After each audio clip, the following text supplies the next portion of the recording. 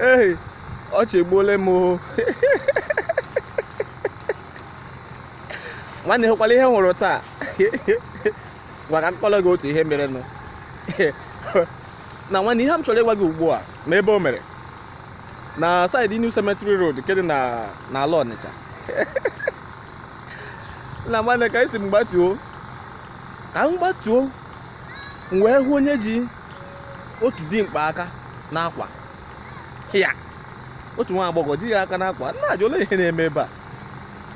Amaghị m na o nwere ihe ndị a na-eji na handkerchief. Amaghị m ma o nwere ihe ụmụ nwaanyị na-emezi ugbu a jiri handkerchief n'aka na-akpagharị. Ụfọdụ handkerchief abụghị maka ihicha ihu, ọ dị o nwere ebe ọzọ ihe eji ehicha. Nna m wee rute wee hụ ka ọ bụghị naanị na o ji nwoke ahụ aka n'akwa, o ji aka n'ive dị. Oke na-eti onye ọbụla agbakọ, a na-ajụ nwa agbọghọ, nna ọ gịnị, hapụ ya, ya ajụ. She refused to leave the boy or the young man. O jisi ike n'ihu o ji bụrụ nwoke, adọ ya. Ya ọ gịnị?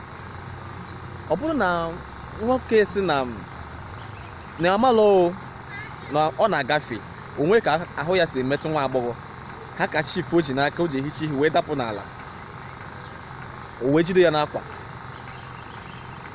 jikọta ya n'akwa wee dozie ya n'ihu o ji bụrụ nwoke ya bụ n'ive dị. Wee jụọ nwa agbọghọ, nne ọkwanụ gịnị?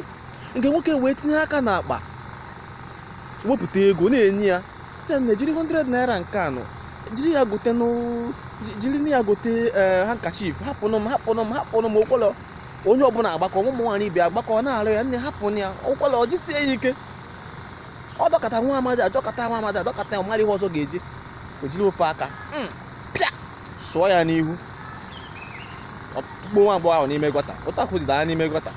Na nwanne nke fọrọ afọ wee ma ihe m mere nwanne, nsi ebe ahụ pọsụọ.